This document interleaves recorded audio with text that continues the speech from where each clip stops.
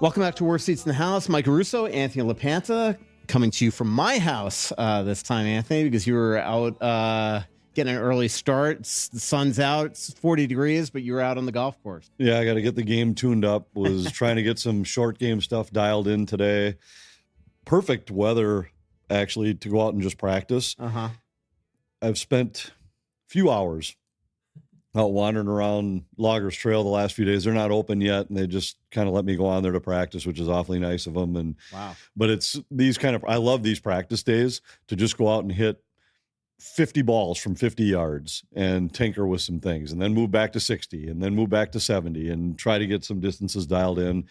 Had a great practice day. I love just kind of being lost out there in your own world. There's nobody around, and maintenance crews starting to get the course ready. I think they're planning to open sometime, maybe even this weekend. But they keep hearing and getting scared away by these predictions of huge storms. And they were going to open last weekend. I was out there with the pro, and he said, well, we were going to open this weekend, but we're supposed to get 9 inches of snow or something like that. Well, we ended up getting 0. And then apparently last night, the forecast originally had been that we were supposed to get like 9, 12 inches or something on Wednesday night. We got 0. So I told him, maybe you ought to just stop looking at the forecast and maybe stick your head out the window, and that's about as accurate. Well, as you know, I just came back from Florida, and that's what I thought we got a storm because I saw all the advisories coming on my phone, and then I land and I'm like, where is all the snow? There's right. We got 0. Yeah. So a little inaccurate. April 7th is our next live show. That'll be at Tuttle's, April 7th at Tuttle's. And then we will try to do one before the playoffs. Can't guarantee it, but we will have 2 in April. We'll have something before the playoffs. Yeah, definitely. And April 7th is kind of before the playoffs. Hopefully by then we have a pretty good sense that everything is ironed out, that those games in Vancouver and Calgary aren't exactly the most meaningful games in the world. I was thinking that the other day, like how hilarious it would be if we go on that trip and it's like, and those teams are both still alive. Yeah. And, we were talking about it last night a little bit, and I know there's been some angst, and I know with some of the way the Wild struggled early on this homestand that fans were starting to get nervous. But I talked with Wes before the LA game, and then with Ryan Carter last night before we did the game against Seattle on Wednesday night. And when you really look at it, the Wild they're in a comfortable spot. They're 8 points ahead of the teams out. 2 teams would have to pass them.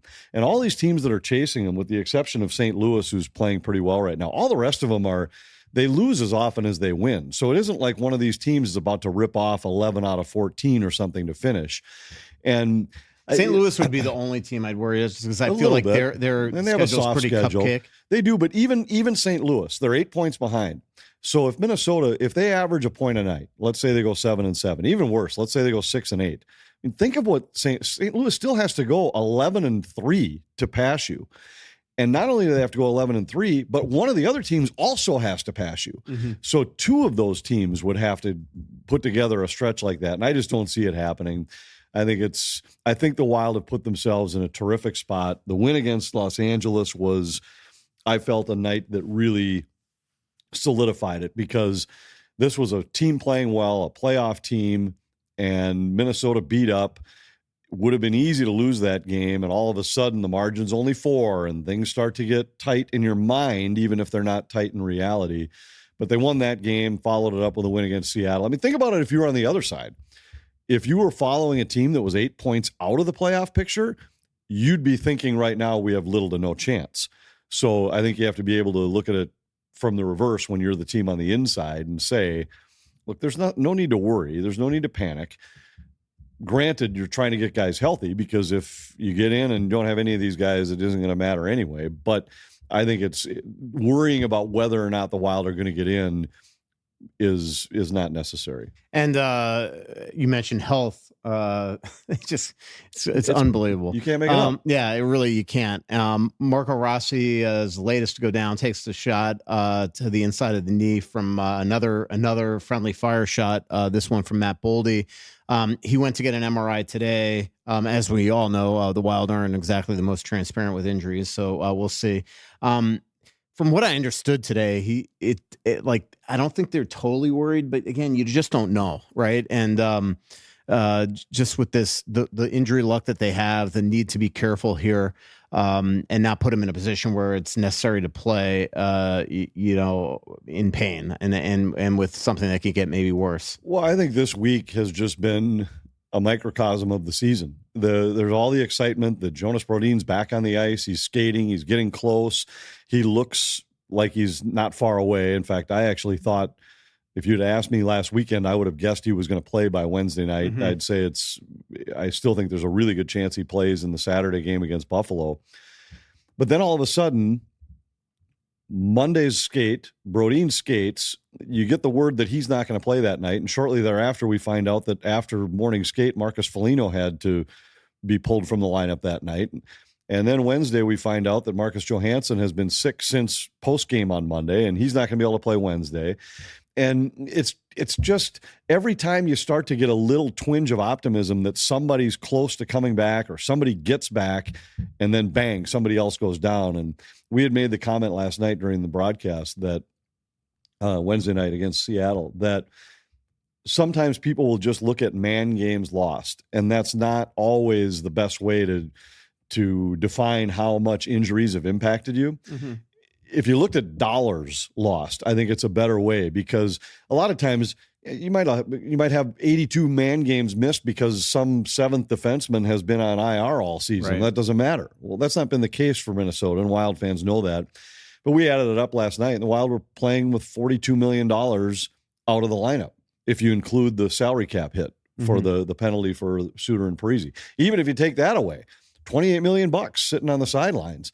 There aren't very many teams that could do that and continue to win the way the Wild have been winning. That's why I just give John Hines and his coaching staff so much credit. I mean, he just gets these guys and the guys in the locker room, obviously, because it takes such a commitment every night to play as hard as they have to play to win because of the amount of firepower that they have out of the lineup. And yet, for the most part, they do it. And, the St. Louis game I thought was starting to get really concerning coming off the game, the loss before. And yet they buckle down these last two games against, one really tough LA team and a Seattle team that they took advantage playing on the second of back-to-back. They give up a ton of first period goals. The Wild, as we all know, don't score a ton of first period goals. And they come out there and they went on their toes. They were as I can't remember who was it in the locker room that said after the St. Louis game, Jake Middleton. He said we're reactive every game as opposed to being proactive, and we have to get back to being the ones that start dictating. And I thought they really did that against Seattle, and obviously they had the resiliency in a game against LA where they gave up the early goal. Yeah, and I think even if you look at the rest of the homestand, they were flat in the first game against Pittsburgh. There's no question. The St. Louis game, I thought they played well for a while, and then that was the only time I think during this whole stretch where I thought I saw frustration leak into their game, where they had a lot of chances early, didn't score, and then it seemed to affect the way they played, and it was disappointing because it just hasn't happened very often. But really, if you look at the other games on the homestand, the win against Colorado might have been as impressive as a win they've had this season. The LA game against a Kings team that had won 5 in a row, a goalie that hadn't given up on a goal in 155 minutes coming in, and they played a terrific game that night. So really, the Pittsburgh game was a bit of a clunker.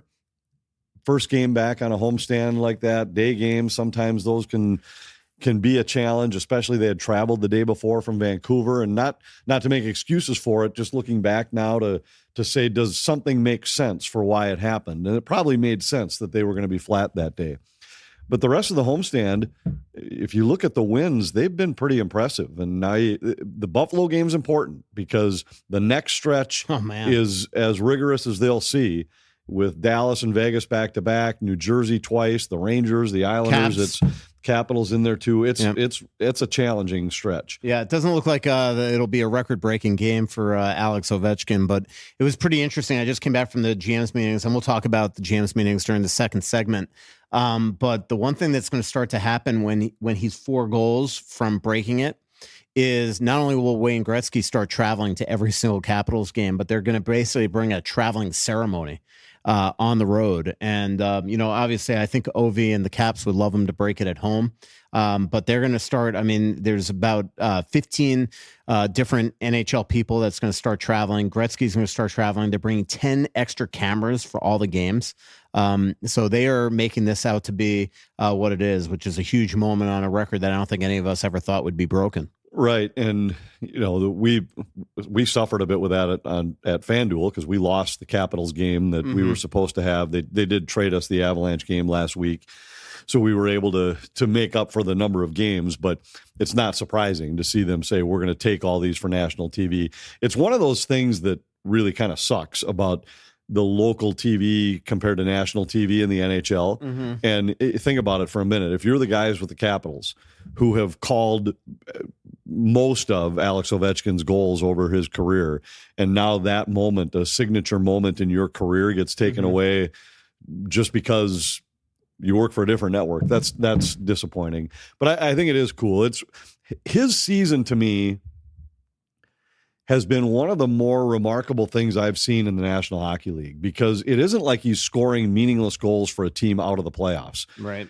That team has ridden him to maybe the most surprising season anywhere in the NHL. Nobody would have said that's the team that's going to be sitting on top of the Eastern Conference coming into this year. And he's been such a huge reason for it. The way he came back from injury without missing a step, it's really amazing the numbers he's putting up in big games, in big spots. And, I know there was a lot early in his career where you always compared to Crosby, and yep, he had big numbers, but Crosby won. He had big numbers, but Crosby beat him in the playoffs. And could you win with Ovi? Well, I think, obviously he's won a cup, and now this season, I think he's maybe answered that question as much as any. The way he's played this year might be as impressive as any season he's had in his career when you consider age, injury, what was left on that roster. I mean, think of the guys that are gone from when he was in his heyday. I think it's unbelievable. And Wes Walz made the prediction earlier this season on one of our broadcasts that he'd get to 1,000 goals. Mm-hmm. And I kind of laughed at him. And I was like, let's start doing the math here, bud, and think about what he'd have to do to get to 1,000. And now the way this season has gone, I'd almost be surprised if he doesn't get there. Yeah, I mean, you start thinking about, well, is he going to score less than 35 next year? That's hard to imagine. Yeah. Is he going to score less than 35 the year after that? I don't know. Unless his pregame meal starts to be 2 Subway sandwiches and 2 Cheetos and all that. But I would have, if Wes had told me that, I would have thought the same thing based on last year. And now you just look at him and it's just he's an absolute machine. And that team, I mean, they really, they did an unbelievable job in the offseason. Like, and if you remember, I actually picked them to make the playoffs. But Jacob Chikrin's come in there and done, been outstanding. Their goaltending's been really good. Strome's had a great year. Strome's had a great year. They just are. They turned over the roster a lot more quickly than people thought. And I think last year, the way they played down the stretch was exciting, but it certainly didn't seem like, okay, this is going to make them be the team to beat in the Eastern Conference. Logan Thompson's been great for them, but so has Charlie Lindgren. Yeah. He's been terrific. The goaltending they've had all year has been outstanding. Dubois done great. McMichael's done great. Obviously, Alexei Protas. I mean, Brandon Duham been really, really good. So, good for the Caps. The Wild, one of their more impressive victories of the season was actually in Washington before that back-to-back road swing where they started to miss all their guys. And all of a sudden they go to Washington and Carolina win back-to-back. And then obviously then things got a little hairy with Kaprizov out of the lineup. Let's talk about a little bit more about the Wild. I do get the impression that Kaprizov is going to skate for the first time at the end of this week. I'm still not positive. The end of, I'm forgetting what day is today. I just got back from Thursday. So Thursday. The end of, I think about a week from now, we're going to start to see Kaprizov on the ice. I'm still unsure on Eriksson Ek, as I reported at the time when he first came out of the lineup around February 20-something-ish, that it was supposed to be a 6 to 8 week injury. Obviously, we know Eriksson Ek and his history of wanting 6 to 8 for most people means 3 to 4 for him. I'm I sure think it's about 3.5 weeks now, because I think I remember when it happened in my mind thinking that would be roughly around the end of the month, around the end of March. When he'd be back. And then obviously he's also not skating yet. Brodin's skating, getting close. As you said, we might see him against the Buffalo Sabres for next week. I also got the impression that we're going to see him middle late week. I will say his injury, when I see him, have you seen him without his hockey pants on? Like it is like like the back of his knee is like discolored. Yeah, and Brodin's been skating over these last few days, and as we've seen so many times throughout his career when he comes back from injury, it's been just unreal how he's looked like a guy in midseason form who hasn't missed a step in game one, where a lot of other guys look like they need a game or two to ease their way back in. The way he skates, he looks like a guy who is ready at all times, and he's looked that way during practice. It wouldn't surprise me if he jump back in and look like the same old Jonas Brodin right away. I remember he usually does. I don't remember one of the which injury it was, but there was one where he was having trouble even walking. And I remember the story was he went to the trainers and was like, let me just go try and skate instead. And he couldn't pass like any of the physical tests to say like, yes, your ligaments, your muscles or whatever are at the strength numbers and the levels that we need to approve that you can play. And he just said, let me just go try skating. And he jumped on the ice, looked like he was ready to go, and they let him play. And it was, that's just the way his body works. It just looks right when he's on skates, no matter how it looks when he's walking on on flat and a lot earth. of injuries are like that, where it's easier to skate than walk. And then Foligno, he was playing with his injury for a while.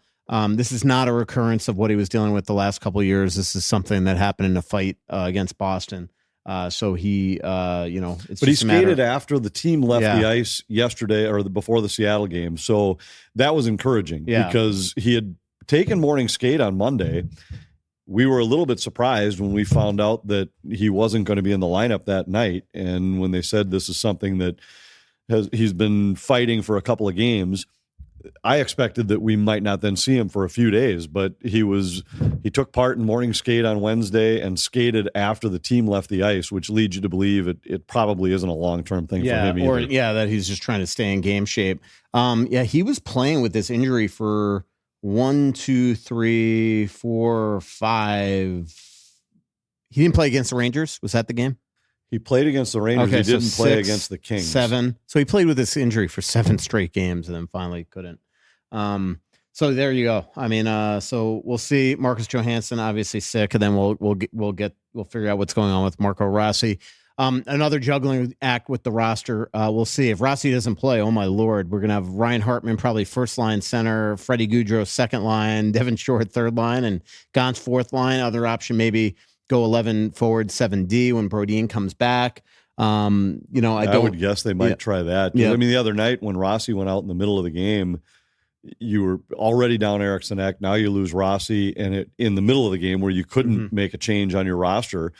So it was Hartman and Gaudreau centering, playing every other shift, basically. And, the other thing that they can do, so again, Ogren is here on an emergency basis, was able to play because Johansson couldn't with Foligno. If Johansson came back and Foligno came back, but Rossi didn't, they could change his emergency to Rossi, I believe. I could be getting the math wrong in my head, but it's a juggling act every day with this roster all season long. David Juracek had some interesting comments that he made to Joe Smith, where he basically said, look, obviously I want to be playing, but he understands what's going on here. He's fine. He also points out that he hasn't missed a lot of Iowa games. They have barely played down there, so he's only missed 4 games since he's been up here. He's working with Andy Ness. He's working with Matt Harder. So, right now, if they sent him down and called up, they would obviously need to, my guess is they send him down at some point here when Brodin comes back, because then they'll have 7D again. But if Brodin didn't come back, the issue with sending him down and then before Brodin was back, calling up an extra defenseman, is that would have been their 4 mandatory call-ups, non-emergency call-ups, and that would be it for the rest of the season. So essentially, at the trade deadline, when they papered Gaunt, Shore, and Juracek to make sure they can send him down again, it left them with 1 call-up the rest of the year, and that's why they couldn't flip him with somebody else, because they'd just be wasting a call-up. So that's essentially why he's been here. It doesn't maybe answer the question of Wild fans why he hasn't been playing, but he's not a left shot D. They love the way John Merrill was playing. So really the only guy that would have come out or could have come out is Zach Bogosian, and they just don't want to do it, Anthony. Right. Well, and I actually talked to John Hines about this quite a bit over the last couple games. And when the team was really struggling to score, there's the thought that, well, you've got a more offensive-minded defenseman in Jiricek. Mm-hmm. You've got a third set of defensemen that aren't going to do anything on the score sheet in Merrill and Bogosian. Is it worth at some point considering we need something to spark the offense? But the trade-off is right now they're defending as well as anybody in the NHL. Even it isn't like David Jiricek's going to add a half a goal per game or more. So are you really willing to take some gambles with what might happen in your own zone in hopes of how often is he going to add a goal? Every fourth night, every fifth night, every sixth night, and may cost you more than that at the other end. Where those two, Merrill's been terrific. Bogosian's game, I think, has been better the last couple weeks and seems to be stabilizing. I thought earlier in the year he was really good. And right now, they've got a team that's bought into the fact that if they can get to 2, they've got a pretty good chance to at least pick up a point, get the game into overtime. And right now, a point per game puts them in the playoffs in all likelihood. So I think right now you don't disrupt anything. You stick with your veteran guys. You stick with the team playing the way they're playing. Now, that could change if all of a sudden you're not defending this well and you still can't score. But for right now, I wouldn't do anything on that back end other than insert Jonas Brodin. And it's not like they traded for Shea Weber here. Right? He had 0 goals and 6 assists in 26 games in Iowa.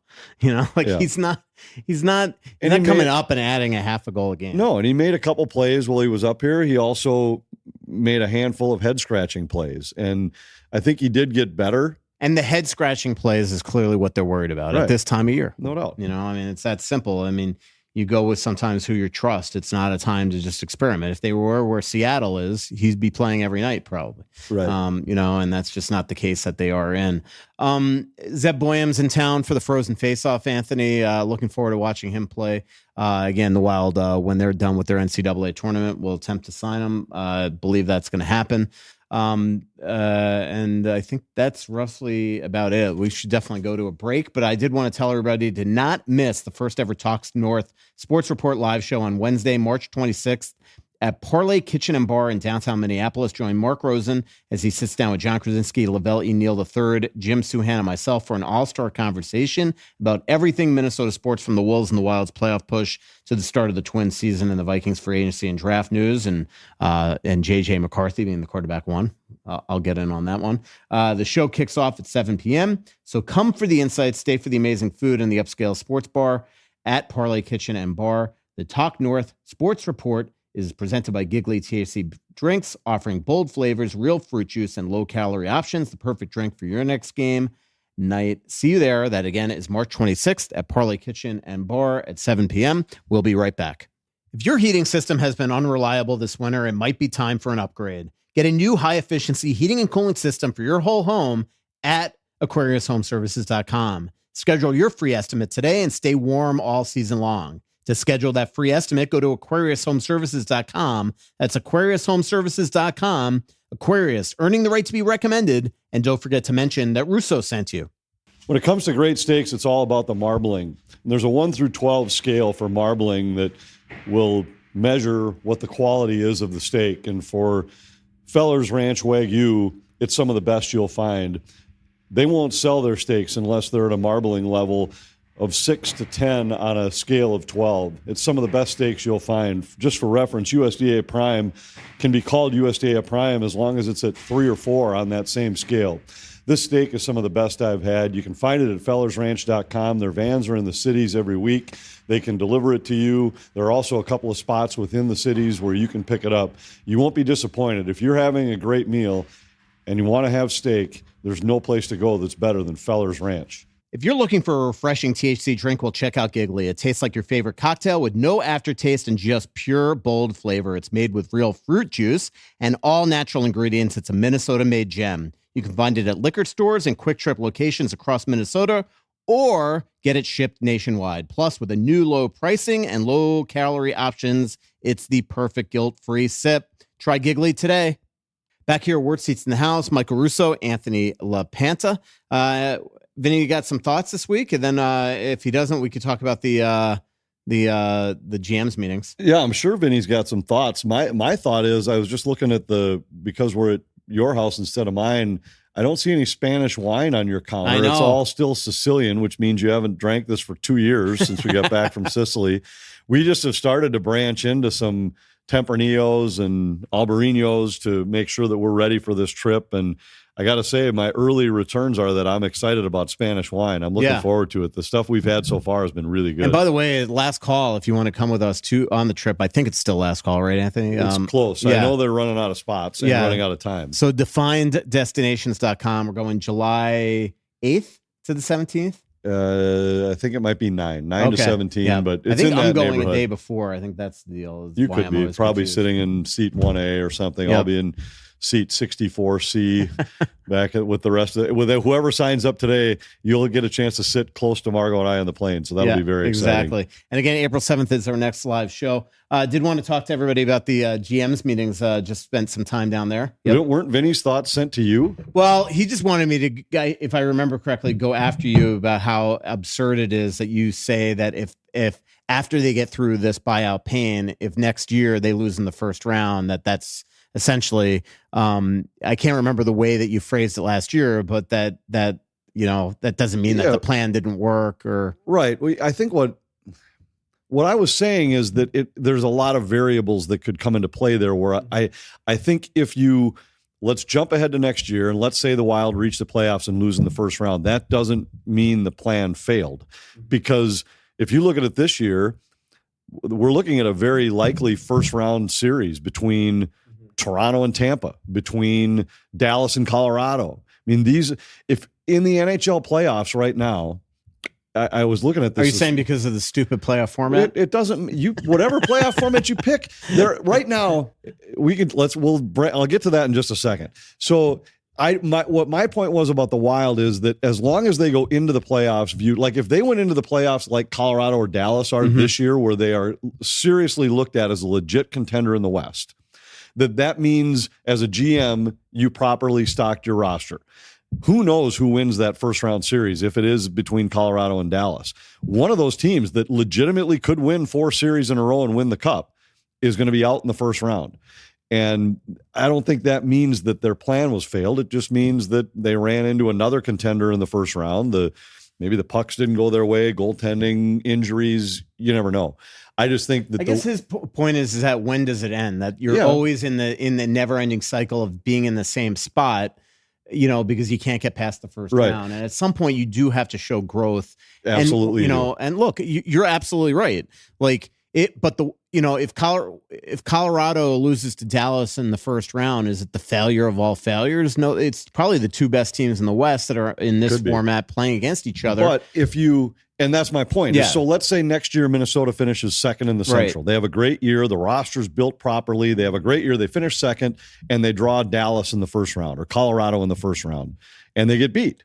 It doesn't mean the plan failed. Now, if that happened, I think you'd have to kind of look at Billy's plan as now, let's say over the next 3 or 4 years, if at some point during that time you can't always have bad luck, at one of those times it's got to be that you got the breaks too. So, but these years. So this is what your son says, that saying we caught them when they were at top is a cop out. This rebuild is to be the team and at the top and deliver. The point of the game is to win. I guess my question, why he thinks winning doesn't matter, or at some point the end all be all. Winning does matter. Yeah. But I'm just saying that it isn't always. I told him I think that you're just preconditioned as a Minnesotan to just accept, I don't think so. And the point I was making about the over the years, they were in the same division as Chicago when Chicago was on top of the NHL. Mm-hmm. They played them 3 years in a row in the playoffs, and 2 of those years the Hawks won the cup.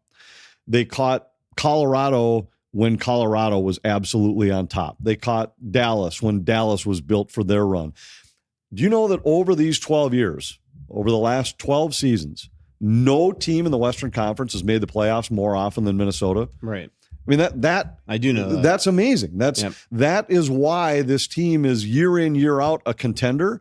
All those other teams that have had their run, like look at Chicago right now. Yes, they won a couple cups right there.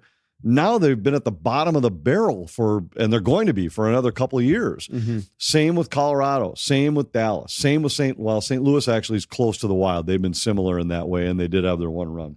I just think you can't just make it as simple as if you don't win in the first round, your plan failed. That's the point I'm making. And now to segue to the playoff format, and I know you've been pushing this, that it should be 1 versus 8. Most times it doesn't change very much. And this year, I looked a couple days ago, at that time, the only thing that would have changed was in the West, you would have had, instead of Dallas, Colorado, and LA, Edmonton, those matchups would have been switched. It would have been like LA, Colorado, and Edmonton, Dallas or something, which all those teams are separated by 3 points. I mean, is it really an unfair situation or unfair system? Minnesota have been playing the same team. They'd have been playing Vegas. You still would have had whoever comes in on the second wild card playing Winnipeg. In the East, there would have been not even one change. And so I was looking at it yesterday, and yes, there's going to be some very good teams knocked out in the first round. But no matter what playoff format you pick to get you 16 teams, in the West, who would you say out of the 8 that are going to make the playoffs are not legitimate contenders to win it all? The second wild card, probably. I think a lot of people would look at Minnesota and say they're not poised to make a deep run. Maybe Los Angeles. I think LA's got a shot. But so the other 5, Vegas, Edmonton, Dallas, Colorado, Winnipeg, all 5 of those teams are legit contenders, right? Right. Would you agree with that? Yeah. Would you add LA to that or not? I probably would. Just based on the fact that 6. Kemper's won a cup and he's playing so that's great. 6 out of the 8. That means there are going to be 2 matchups in the first round that are with legit cup contenders. 2 legit contenders are going to be knocked out. Go to the East. Florida, Toronto, Tampa, all legit contenders. In the Metro Division, if you include New Jersey, because before Jack Hughes' injury, they certainly were, but Carolina and Washington are. So even throw New Jersey in there, that's 6 again. So you're going to have 2 matchups in the first round in each conference where a legit contender is going to be knocked out. That's just life in the NHL. It's life in the playoffs. There are always going to be situations where good teams get eliminated by other good teams in the first round, right? Because the margin is so small. To me, and we've discussed this till we're blue in the face. But what I don't like is that because of this schedule. And the fact that essentially playing your division means nothing during the regular season as it is, a division format playoff schedule makes very little sense to begin with. If the Wild were playing Dallas 8 times like the old years and Colorado 8 times and blah, blah, blah, then I think then division playoff format makes sense. I think there's some validity to that argument. And I think if they go to 84 games, what I hope they do is just make it so you play all your division teams 4 times, the other division in your conference 3 times, and the East twice. And I would be in favor of you if you even made it to be, let's play the divisional teams 5 times. I mean, those are the games. Look at when we go to Colorado, how they build up division rivalry games, and their crowd is into it when Minnesota's there, when St. Louis is there, when Chicago is there. And the games are fun at Excel when those teams come to St. Paul. More so than I think when the LA Kings come to town or when the San Jose Sharks come to town. And I'd even be in favor of saying, all right, let's play the divisional teams 5 times and only play the Pacific twice. But I think even if it's 4 and 3, it still makes those divisional games mean more. Those are the teams you have to try to make sure you're prepared to beat. And you're in the playoffs. You're supposed to face somebody that's going to be a handful for you to beat. And I love the fact that when you start to look at that first round, other than, let's say, the 2 division winners in the East against the wild cards and maybe the same in the West, that you're looking at a series. The other series are going to be 2 teams that legitimately could not just win that series, but win the whole thing. Right. No, I hear you. And there aren't free passes. Yeah.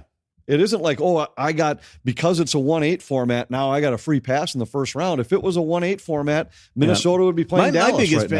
And my biggest issue with it, and it might not affect us, and hopefully does not, is just seeing the same teams over and over again, which is why I'm so hoping the Wild stick to 7th. Yeah, and I understand that, and but that's not like a competitive thing. That's just you'd like to go see somebody else and like to go to Vegas. Fans are bored of that too. But really, there's a reason why 95% of fans are. But go back and look at who the Wild have played in the playoffs. Mm-hmm. I mean, it isn't like they really have had huge number of playoff series against these teams, right? And they played over the last 12 years. They played Chicago 3 times, but that was 3 years in a row, and 2 of them were in the second round, so it wasn't like who you drew early.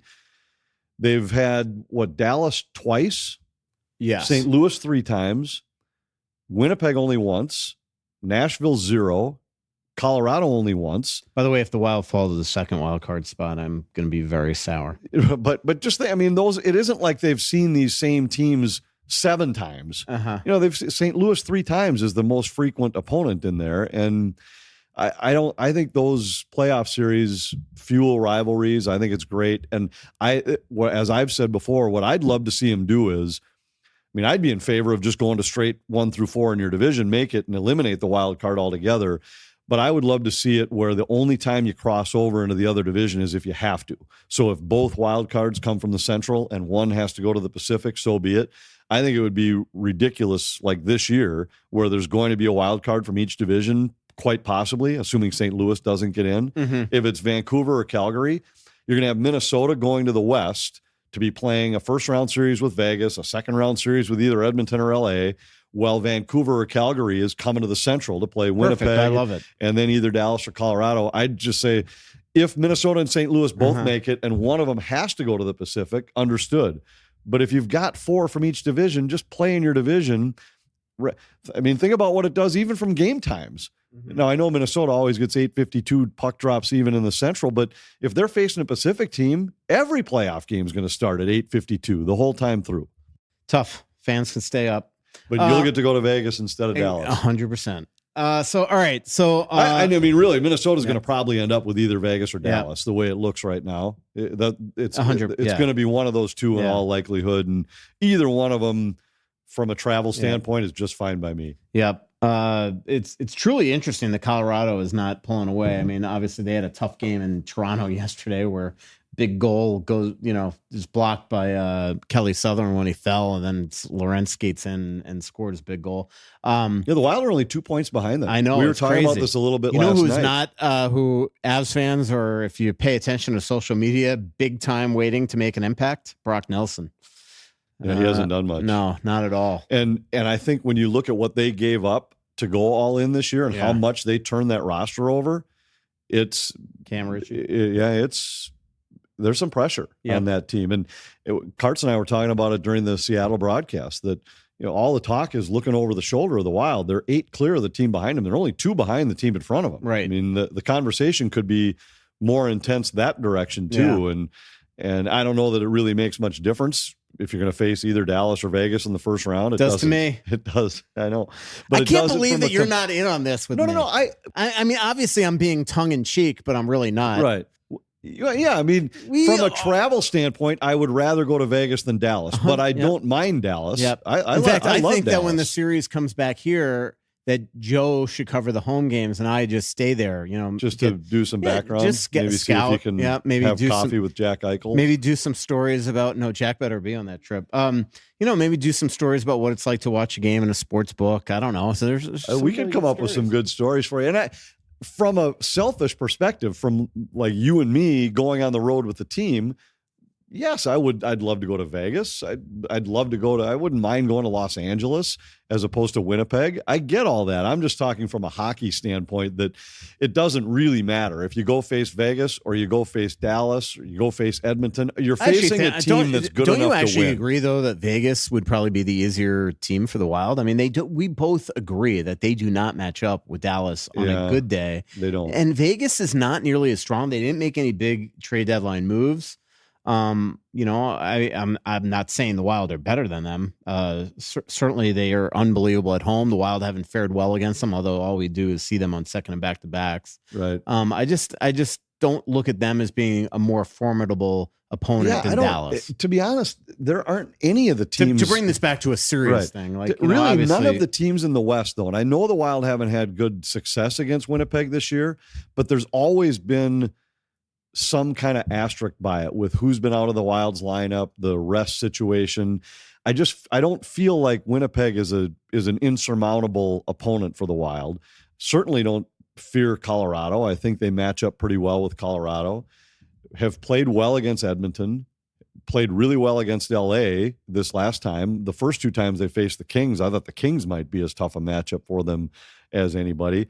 Yeah, Dallas, for whatever reason, and I think Dallas might be the most complete roster in the Western Conference. I'm surprised that they've never really taken off this year. I thought there'd be some stretch where they'd go 18-3 and pull away, and it just never happened. And they'll get Heiskanen back for the playoffs, so yeah, which makes a huge difference. Yep, but huge. I love the way their team is built. I think it is a tough matchup for Minnesota. Yeah. All right, let's talk about the GM's meetings. First of all, so on the Monday, I went out to dinner with Lou Nanny. It was Elliot Friedman, Kyle Bukauskas, myself, and Eric Engels, who's based in Montreal, also their colleague at Sportsnet.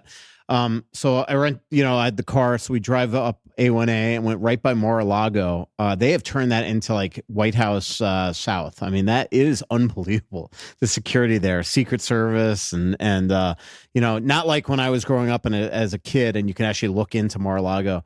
But it was a real fun trip because it was, first of all, sentimental. Like, went down Worth Avenue, which they kind of call the Rodeo Drive of Florida, and I spent a lot of time there as a kid, going there with my grandparents. Then Louis picked out this restaurant, Renato's, that was just freaking unreal. Like, as good of an Italian restaurant as I've ever been to. The setting was unreal. The patio, really, really, really fun trip. And then Louis, the hardest working guy in show business, was getting on a plane the next day to go to LA for work. The guy is truly one of a kind. There is no comparison. Yeah. And the life that he lives and how busy he remains and has people he's got to see in just about every city. When we were on the Seattle and Vancouver trip, it was the same thing. He's got to meet this guy for lunch, this guy for dinner. We're going to go talk to this guy who I used to do this deal with. And although he and I had lunch, and I'm not going to share the name of the place because I don't want to get him in trouble, but there was at some point in his life, he was banned from this place because of some off ice activities when he was a part of a traveling party that went there. Right. Like they got banned from this hotel for a while when he was with the North Stars. He was with the North Stars, but now he's allowed back in. So we went and had lunch there. Yeah, but that was the funny part of the story, is that like years later, he still wasn't allowed in. Exactly. That's what he said. He said I came back. Facial recognition I came back 20 years has. later, and they wouldn't let me in. But now he was let back in. So we had lunch there. That was fun. And yeah. What city was that again? It was in Vancouver. Yeah. That guy. All right. So GM's meetings. Just a couple. Just gloss over some things and get your thoughts. One was and it was really neat. So the Monday they had the GMs go into their breakout groups and they watch, and essentially it was all about video replay. And essentially this time of year, every year at the GMs meetings, going into a very important time because they're always worried about video review in the playoffs, is that they want to button up, make sure everybody knows the rules, make sure these GMs are relating stuff back to the coaches, the video coaches and all that stuff, to understand what goalie interference is and things like that, how the rules are set for hand passes and missed stoppages and all that. And by the way, with the Ovechkin thing, they are literally like Coley Campbell said, it keeps them up at night, worried about like, what if Ovi gets the goal? It's this big hoopla. And next thing you know, like John Hines challenges like a missed hand pass, right, or a high stick, or offsides by a millimeter. So anyway, they showed the GMs and they showed us clips of video of goalie interferences to really button things down. And the one thing that was interesting is they showed the GMs 54 clips, and then they had them essentially go through, do you think that we got it right or wrong? And of the 54, 52, the majority of the GMs voted that they got it right. There were 2 that they didn't. There was 1 out of the 54. Yeah, I read this. That was 32-0. Yeah. And guess which one it was? It was Alex DeBrincat against the Wild. It was Lucas Raymond's goal with DeBrincat. Right. Was in their most peculiar challenge I think I've ever seen.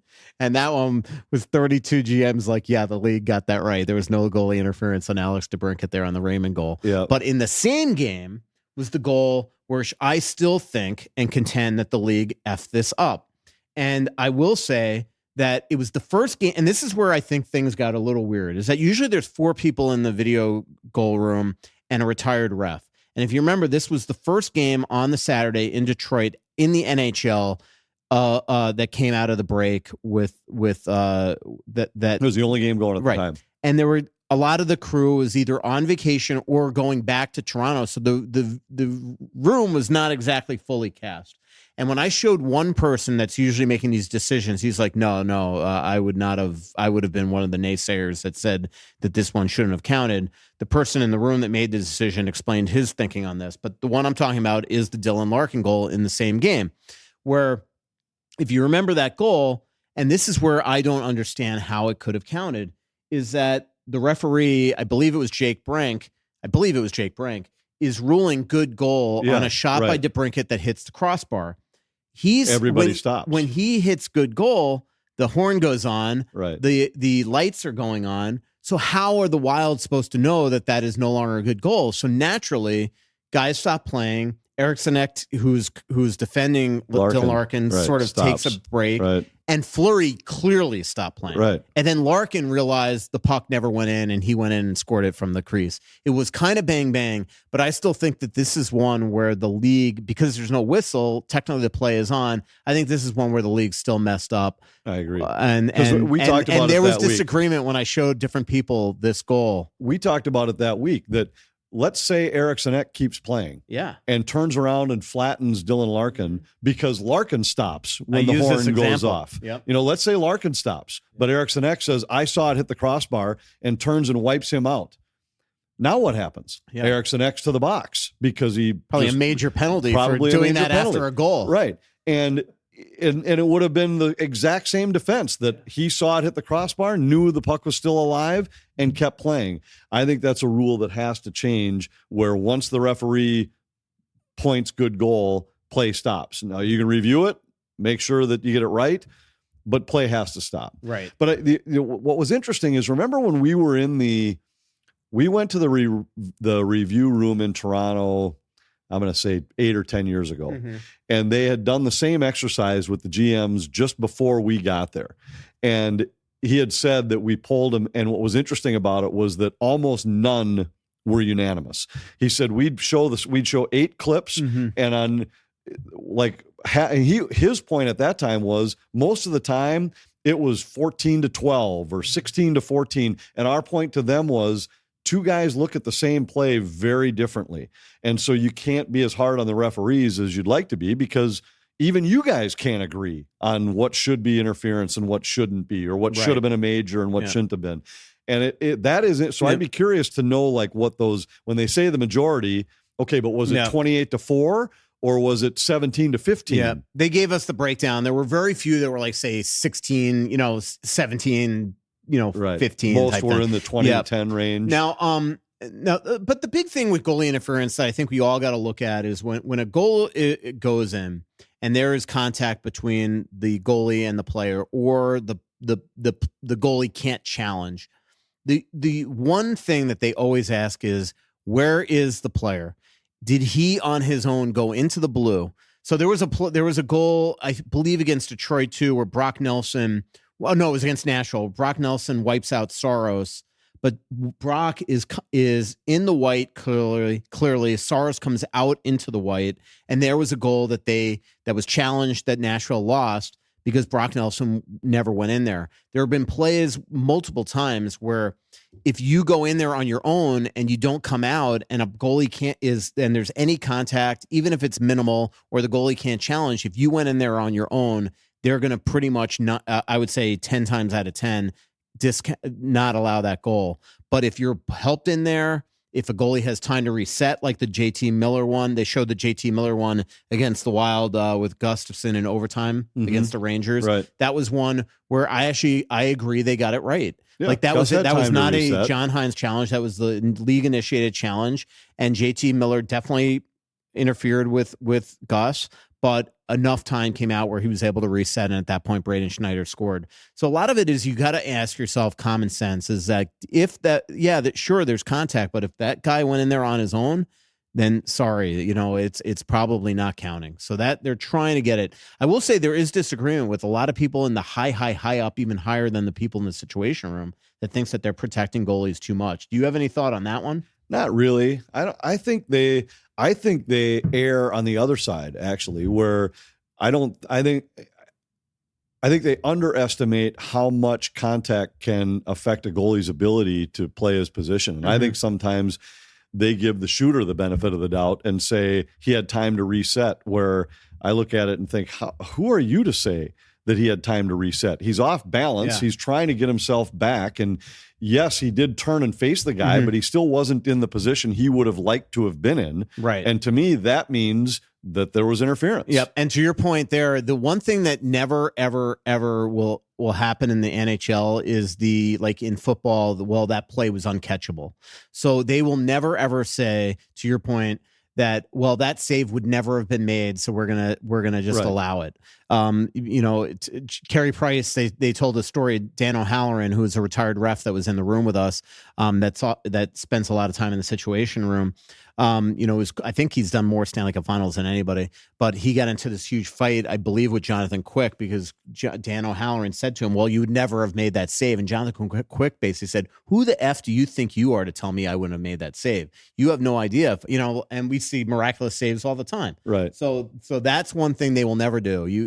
They will not allow a goal because that thing would never have been stopped. So that's one thing that they also said. All right, let's go quickly through this, then we'll take a break and go through some Twitter questions. All-Star Game 2026 is supposed to be this big gateway send-off to the Olympics. And next year's All-Stars are going to be all Olympians. But after the success of the Four Nations, it's clear that they want to reimagine what future All-Star games are going to look at. And it might start next year where we might not even have a game. They don't know what it's going to be. They're brainstorming all sorts of ideas. But the All-Star game that was promised to Islanders season ticket holders and the Islanders, not going to happen. I'm all for it. We've talked about this so many times on this show and over the years. Unless you can come up with some kind of a game where the players care and where there's a competitive spirit to it, then it's not worth having the game. Right. And I thought they'd get there with the 3-on-3 and some kind of a cash prize for the winners, but it didn't happen. Yeah. So unless you can find something, and I've always said, go to the players, you tell us what you want. What will make you compete? Because if it's anything less than that, and I've suggested, ask the guys flat out, do you want to be there and compete? If you don't, we'll take the next guy on the list. Right. Until we find guys who want to. The problem with next year's All-Star game, because they're all flying in New York because they all got to fly to JFK, is they are not really having All-Star. It's going to be all Olympians. Right. So these guys are going to be extra careful not to get and hurt. That's my point, is that like next year it makes no sense to have an All-Star game. But even in the years in between the Olympics and the whatever the Four Nations thing will be called now, with more World than Four Cup. Nations. So every other year you could have some kind of an All-Star, but you got to find a way and find out what the players want, what matters to them, what would get them to come there and compete. Because if they don't, and it's just an exhibition of some kind where it's like the NBA All-Star game or the NFL Pro Bowl used to be before they just went to their flag football stuff and everything, like, I couldn't care any less about that stuff. I would never watch it. Yep. This was a GM's News where there was a lot of news, but no news, if that makes sense. There was a lot of like stuff that we talked about, but no rule changes. But one and done decentralized draft is the big thing. Remember the GMs last year, 26-6 voted to decentralize the draft, be in their war rooms. They're bringing all 50 prospects to the Peacock Theater in LA. Well, now, of course, and Bettman never wanted it like this. Now, of course, the GMs are realizing this was a stupid idea. So it sounds like this could be a one and done type thing. And we're going to go back. CBA talks will begin the week of April 1st. Again, mostly tweaks. Nothing that's going to be, we all know when it's going to turn ugly. It was like a big kumbaya thing watching Marty Walsh and Gary Bettman at the Four Nations put their arms around each other. This should be a pretty simple thing. Gary clearly wants to announce it by his by game one of the Stanley Cup Finals. No extended overtime. 74% of games this year are ending in 3-on-3. So they just don't see any reason to extend it to 7-10 minutes, whatever. There have been to date 56 shootouts. No playoff format change. The only one in the world championing that was Anthony LaPanta. I mentioned how Gretzky is going to start traveling. October 7th is the start of next year. And then I sat down with Bill Guerin. And the big thing that with the U.S. management teams and the Canadian management teams from the four nations there, they begin their debriefing of the four nations and began talking about roster changes for the Olympics. June 15th is when the initial 6 players will be announced. Obviously, the USA will change some of those names. And then December 31st will be the Olympic rosters. They get to add a forward, add a defenseman. Billy obviously wasn't tipping his hand, but he did say to me that style of play is something that they really talked about. Obviously, some guys are going to age out, maybe Chris Kreider, the Brad Marchands, players like that, maybe even Brock Nelson. I do wonder, Anthony, if we're going to start to see them, they were a goal away. And when you look at it and you see the year that Cole Caulfield's having and Clayton Keller's having and Tage Thompson's having and Jason Robertson, I think there's going to be changes. And I think they're going to have to add some goal scoring. Probably. And I also think that it's when you start to talk about all those guys, I mean, there's times where it's changing of the guard for a national team. Yep. Where the younger players are now the go-to guys. And all of those guys you mentioned fall into that category where they bring more life, they bring more energy, they bring more scoring. But the truth is that you're also going up against the best in the world. Mm-hmm. And there's a need for guys that can play other roles. I think that's what they thought going into this year. I just think maybe the guys that are on the back end of their careers, so to speak, are further down that road than what the U.S. realized. Yep, I agree with you. Let's do this. We'll take a break, and then we'll have a quick segment to wrap up the show and do Twitter questions. We'll be right back. The weather is warming up, and that means it's time to put your augers away, and it's time to grab the boat. Let OnX Fish help you find the next best bite. The Fish app offers the most comprehensive fishing tool for increasing your success. Use the Fish app to find new places to fish and sort lakes by species, abundance, trophy, and keeper potential. OnX Fish also shows you hotspots, lake-by-lake regulations, and private and public land ownership information. Download OnX Fish on the App Store or go to onxmaps.com/fish to get more information about the app that is changing the game. Boost your savings when you open a money market account at Royal Credit Union. For a limited time, you can get a $1,250 bonus when you bring $100,000 or more in new money to open a personal or business money market account. Royal's money market accounts have no monthly maintenance fee and tiered rates, so higher balances earn more. See details and open a money market account today at rcu.org/earn-more. Minimum deposit of $100,000 required to obtain bonus. Offer ends 5/24/25. Insured by NCUA. Hey, have you been dreaming of a lake cabin lifestyle with boating, fishing, and family fun in northern Minnesota? Well, lately I've thought a lot about how cool it would be to have a getaway like so many Minnesotans. And if you're like me, you probably think that owning your own lakeside getaway is beyond your budget.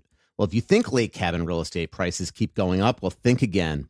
This is Russo, and I'm here to tell you there is an affordable way to enjoy a cabin lifestyle and all that goes with it. And yes, I said affordable. I founded a Clamshell Beach Resort, which is located on the Whitefish chain of 14 lakes for you and your family to enjoy. Here's how. Clamshell has lake homes that offer deeded fractional ownership, and the keywords there are deeded and fractional. You own it. Imagine having 5 weeks a year to enjoy Clamshell with its beaches, pool, and lodge that's full of kids' activities. Is golf your game? There's a great golf course right across the road. Like winter sports? Well, you can go ice fishing, cross-country skiing, or snowmobiling right out the door at Clamshell. And there's no maintenance, no grass mowing, no snow removal. It's done all for you. And you can own a share of Clamshell Beach Resort at an affordable price. To learn more about ownership opportunities at Clamshell Beach Resort, go to cottagesonwhitefish.com or contact Pat Egan at 612-220-9819. That's cottagesonwhitefish.com or Pat Egan at 612-220-9819. Back here, Worst Seats in the House, Michael Russo, Anthony LaPanta. April 7th is our next live show. That is at Tuttle's. I did say that at the beginning, right? Yep. Okay, good. I know I said the date, but I don't remember if I said the location. I think we did. Okay, good. If not, it's April 7th. Yeah, Tuttle's. April 7th at Tuttle's, 7 p.m. If I didn't say that at the beginning, just know that I'm an idiot. All right, let's go through some Twitter questions, Anthony, and then we'll wrap up the show. Somebody asks, my gut tells me big trade this summer is more likely than multiple splashy free agent moves. 2 parts. Who's more likely to be used as a trade chip, Rossi, Ogren, or Urov? And do you think Boldy is, quote, untouchable? To your point, I would actually agree with that. I do think there's going to be some big trades. I just, like, you look at the free agents this summer, there's not a lot of big names. I still think that even if he doesn't have the greatest time in Colorado and they don't re-sign him, I still think the Wild will go after him. Besser's the Brock one Nelson I actually, talking about? Yeah, Brock Nelson. I actually don't think the Wild are going to be as into Brock Besser unless the price is perfectly right. And I think it's because they plan to go out and make trades. And I mentioned JJ Peterka is one name that I would be very interested in them going after. To do that, you would probably have to trade an Ogren and move like that. And then I do think, like, somebody asked me that, I guess Joe Smith on his podcast said that he believes that it's 70% that Marco Rossi is traded this summer. And if the person asked if I agreed with that, and I would actually say it's higher. I really genuinely get reading the tea leaves. I think that they're going to move him this summer, but we'll see. Would that be in a move for Turk, or would there be multiple moves? We'll see. Yeah, I think there's a likelihood of a trade only because I don't think the free agent market is terrific. Mm-hmm. And so if you go into think about it, if you go into the free agent market and let's say you've got $10 million that you could spend, but there's not a player out there that's worth $10 million, the better move is to trade $1 million player for an $8 million player. And there you've used up your money in a way that you otherwise wouldn't have been able to. That's the only reason why I think there's maybe a likelihood that some of those deals get made. I don't think there's any chance Boldy gets moved. I would be shocked if Urov got moved. I think the more logical guys to trade, if that's the scenario, would be Ogren or Rossi, guys that right now to another team might be attractive because of their low price tag. I don't think there's a need to move either one of those guys, but if that's what it takes to get the fit that you're looking for that isn't available as a free agent, you might have to. And Billy has shown that he's willing to consider just about anything. And there have been a number of times where we've thought there's no way to make it work. There's no way to make it work. And then all of a sudden he's made a deal where you've said, well, wow, he figured out a different way to attack it. And I remember last summer, there were a number of times you said the same thing. You thought 80% Rossi's not going to be here next year. And then he turned out to be here. It all depends on what that value is in return. I don't know what teams are offering for Marco Rossi or would be willing to in the summer. If somebody came with a deal that was, let's say, a prospect that's scratching the surface of the NHL already, maybe even in the NHL already, but very young in his career, trying to think of guys who got moved recently. Let's say Logan Stankoven. Let's say all of a sudden somebody called with a guy like that. We'll give you this guy and a pick for Marco Rossi. Well, I think you have to consider that. But I don't know if that's the asking price. I mean, if the price is we'll give you a draft pick for it, then I'd say no way. If it's for a more established scorer in the NHL that still has some term left, but maybe is a $6, $7, $8 million player, then maybe. Yeah. And I don't know I have no idea who those guys might be and who might be interested in a young player like Rossi, but you don't have to trade him. Right. He's a valuable piece of this team right now. But they are so far apart on what what Rossi's camp thinks his value is versus the Wild. It's not even funny. But that's they're in different all that's true, but that isn't in and of itself a reason to trade a player. Because you have to make sure you get the return that's worth the player. To your point, exactly. But it also tells you the difference in opinion between what they think Rossi's going to be here, which is why I get the impression that that they would consider this. But right. We will see. Next question. Do you think that they would trade Jared Spurgeon this summer? Is it possible maybe to Edmonton for a draft pick? I actually think for the first time that this would be a possibility this summer. Just based on his age, the cap hit. Well, no, but but the idea of it, I think it's something they would consider. Again, I think they want to try to get Juracek in the lineup next year. Juracek versus Spurgeon. I don't know about that. I would think a smarter thing would be to try to move Bogosian. That would be my. I would think that make the most sense. But if your goal is simply to get Juracek in the lineup, that would make more sense. Obviously, the return's not going to be as high. Mm-hmm. I just think it kind of depends on what else you're able to do. Mm-hmm.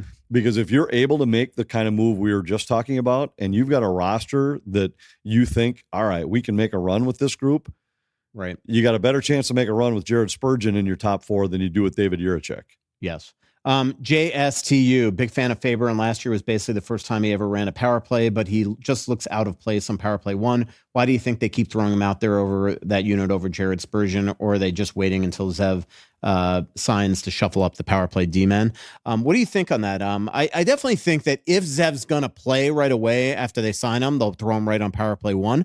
I don't know if that means he'll play in the playoffs. We'll have to see. They never thought Faber was, but Faber was so good they played him in the playoffs. So we'll see what happens with Zev. But do you agree with that Faber doesn't look as comfortable? I think he's gotten actually better on power play 1 than earlier this season when I thought that it was time to make a bit of a change.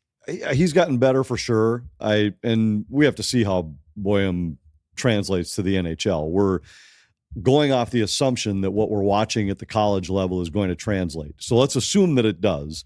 If it does, he's more suited to run a power play than Brock Faber. But I think Faber has gotten better. And I think the more he plays it and the more comfortable he gets, he hasn't reached his ceiling yet as a player. And he does bring the ability to skate at the blue line. He brings the ability to shoot. I don't know that he's what you'd call a true playmaker from the top on the power play. Boehm appears to have more of that based on what I've seen. I wouldn't give up yet on Faber being able to run maybe your second power play, though. Yeah.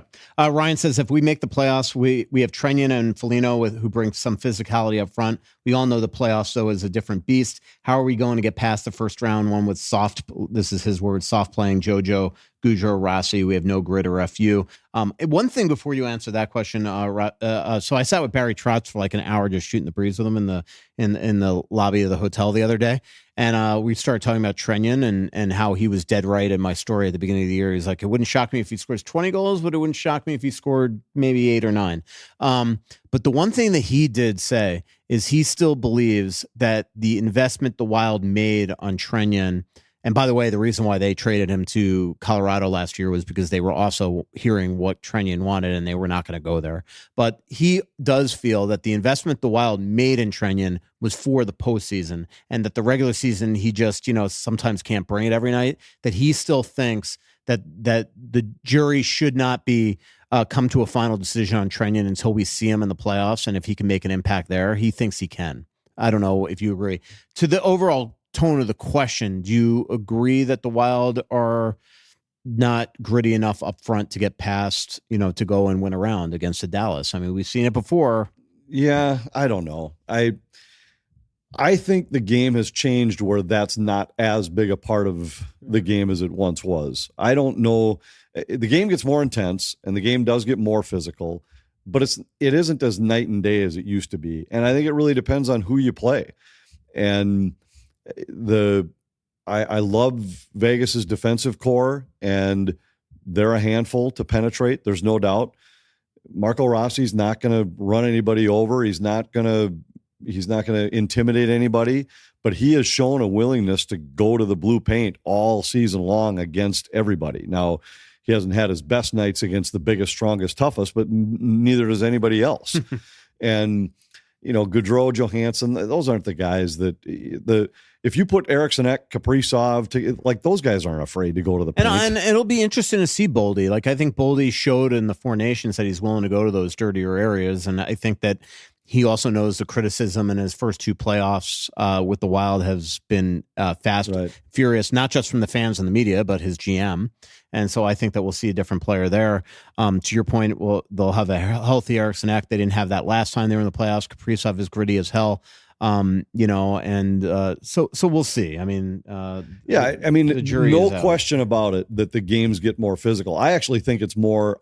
My bigger concern is the Wild on the back end, is the guys like Spurgeon and Brodin who are so critical to this team. Can they withstand that kind of physical play for multiple rounds of the playoffs, where their bodies at the end of a season they've been broken down a little bit this year and last year, and can they continue to play at the level that they play, where the hits are just the checks are finished a little bit more often and a little more physically? And to that point, and again, this is assuming they're healthy. This is why I don't see Boehm playing in the playoffs, at least right off the hop.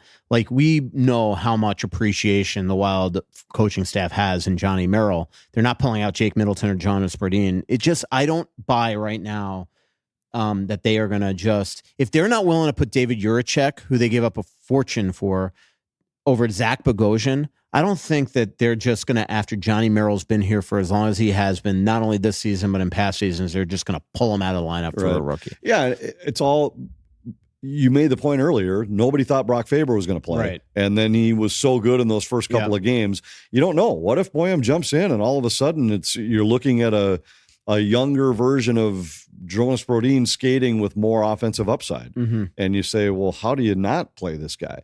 But you may also look at a guy and say, okay, he looks like he's got all the skills we thought he had, but he's one game into his NHL career. We're not putting him into the Stanley Cup playoffs. Bruce asks, has Hines done enough to warrant the Jack Adams award because they're so close to Colorado? I mean, he's done a hell of a job this year, but I don't think anybody's getting it over Stefan Kerberry, Scott O'Neill. Dean Evison, obviously the Blue Jackets have starting to take a step back here.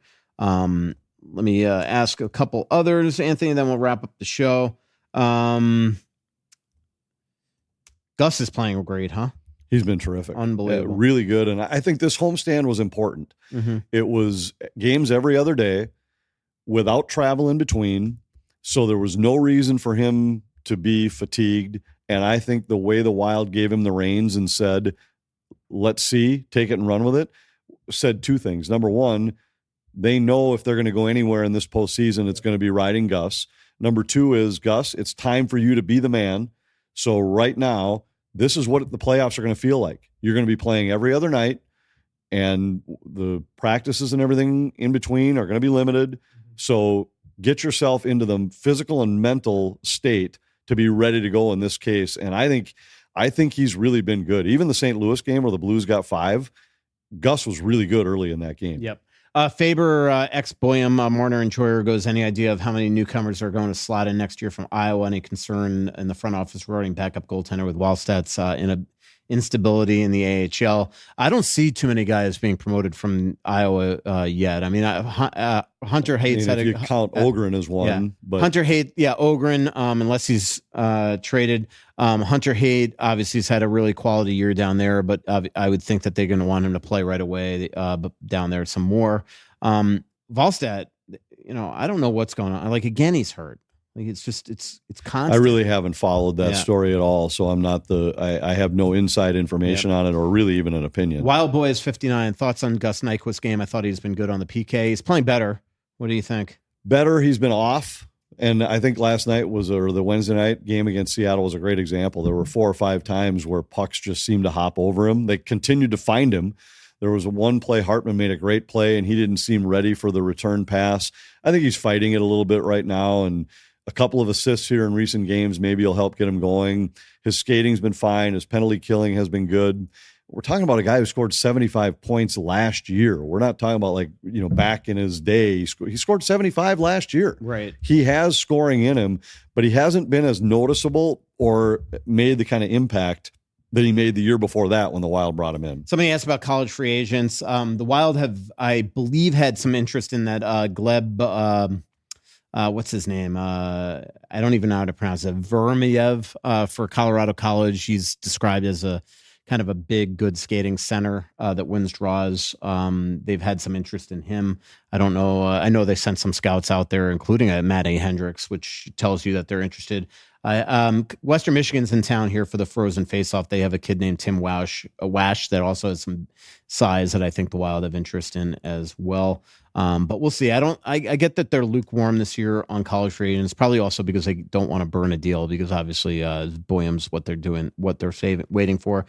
Somebody asked me what's up with Mikko lately. He was assistant GM for the Four Nations Finland team. I actually chatted with him for a while in the press room in Montreal, and he looked like he could still play. Somebody asked when a player is out injured, whether it's long-term or only for a few games, do they still draw a full paycheck? That answer is yes. And a final question of the show is a perfect one. Dave wants to know how we are going to celebrate the end of the buyout dead cap era. Throw a party? Well, we're going to celebrate it in Barcelona. Yes. Because that's when it will officially have just ended. It'll have ended at free agent signing day, July 1, 6 days earlier. Mm-hmm. So we'll celebrate it with a Tempranillo in Barcelona. Okay, perfect. By the way, somebody also asked me about the possibility of Rossi getting offer sheeted. That is a possibility. I'm actually doing a huge story on offer sheets in the next week or so. I talked to a bunch of GMs, and I'm going to be calling a bunch of agents this week because the cap's going up. So the feeling is, all right, could there be more offer sheets? But the other thing is that would make teams less vulnerable for offer sheets as well. So we'll see. There, basically the hypothesis is that nobody seems to know, but it is much more socially acceptable than it used to be. Like years ago, oh my God, if you offer sheet somebody, it was like considered the worst thing in the world. Thanks to our incredible sponsors. And again, April 7th is our next live show. That is at Tuttle's at 7 p.m. Definitely come on out to that. And then on March 26th at Parley Kitchen and Bar, you can join, come to the first ever Talk North Sports Report Live. That is with Mark Rosen hosting and sitting down with John Krasinski, Lavelle E. Neal III, Jim Suhan, and myself. We're trying to make that sort of like the old, remember what was the show that they used to have with Sid Hartman and Mike Max and Lavelle? And what'd they call that? Was it sports show or sport? Yeah. So that's kind of what we're hoping for. Thanks to our incredible sponsors and for joining us today at the Aquarius Home Services studio. Aquarius Home Services, your local authorized dealer for Connecticut water treatment systems, heating, cooling, plumbing, electrical, everything. Royal Credit Union, Twill in the Edina Galleria, Feller's Ranch, Onyx Maps, Clamshell Beach Resorts, and Giggly THC Beverages. Talk to you next week, everybody. So much coming out, there's nothing going in. I know that you feel like you're never gonna win. Oh, but the world won't forgive